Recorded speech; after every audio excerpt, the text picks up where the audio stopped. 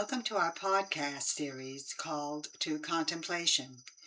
I'm Sister Gabriela of the Incarnation, a Discalced Carmelite nun, and we've been discussing what it means to be called to contemplation. Vatican II spoke about the universal call to holiness, but what does that have to do with contemplation? And in our earlier video, we looked at what we mean by contemplation. Today, I want to go into the relationship between contemplation and meditation. The Catechism of the Catholic Church links meditation and contemplation as parts of a life of prayer. There are specific forms of prayer, the kind of prayers that we recite, that we make, but meditation and contemplation are more than just specific prayers.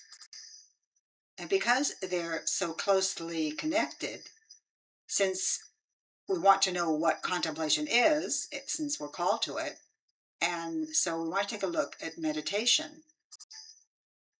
We saw that contemplation is an encounter. It's an encounter with an object that we are contemplating, or a person, especially an encounter with God. And meditation is a preparation for contemplation.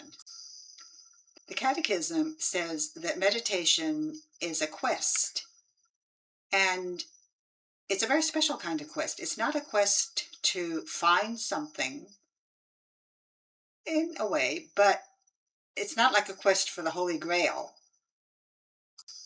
It's ultimately getting to know God. It's getting to know Him little by little, and it's getting to know Him by thinking about Him, by studying Him. Those are all parts and preparation for meditation.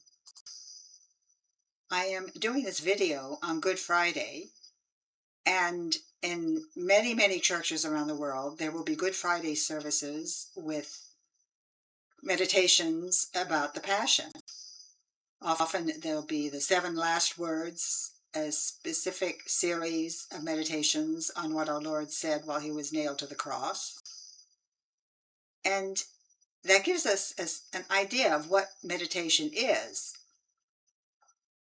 It's not quite the same as thinking about something. Or maybe it is a form of thinking about something. It's not the same as thinking through a problem.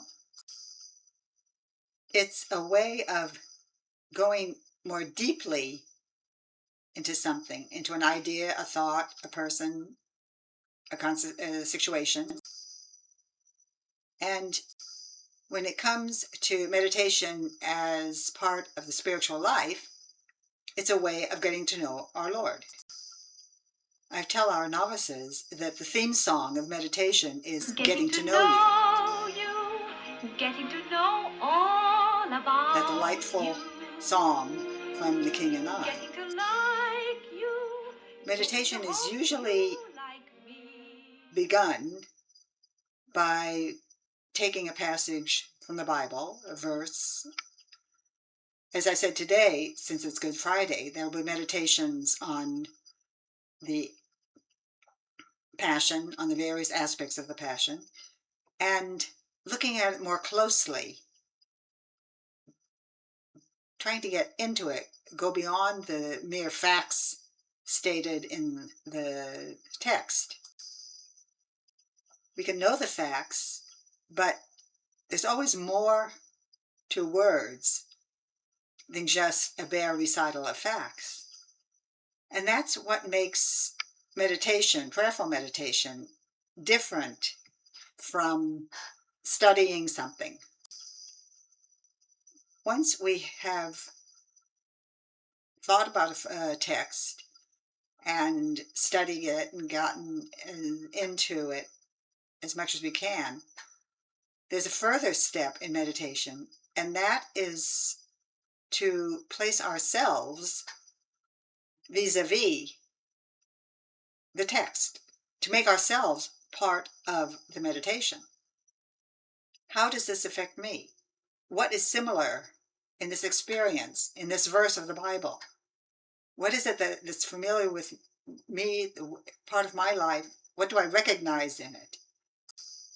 It's been said that in the Bible, God speaks to us, and in prayer, we speak to God. And meditation is entering into the words that God speaks to us and recognizing how they resonate in my own life, in my own mind, my thoughts, imagination. And in meditation, I get to know God, and in the same time, I get to know myself in relationship to God. And as I do so, that brings me closer to contemplation,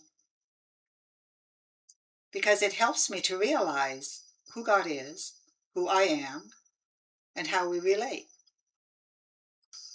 I said that the theme song of meditation is Getting to Know You, and you can say that the theme song of contemplation is Love is a Many-Splendored Thing. That realization of what my relationship with God is. And that is when the words tend to resolve and disappear into the background. The words are like doors into a house. You pass through the door into the house, and you meet your friend. So that is why meditation is meant to lead to contemplation. We will go into this more deeply because since we're dealing with God, there's never any limit to what we can discover. I hope you found this exploration helpful in your own life. I look forward to hearing from you, and I hope that we can together meet to go more deeply into what we're called to be and called to live, called to contemplation. God bless you.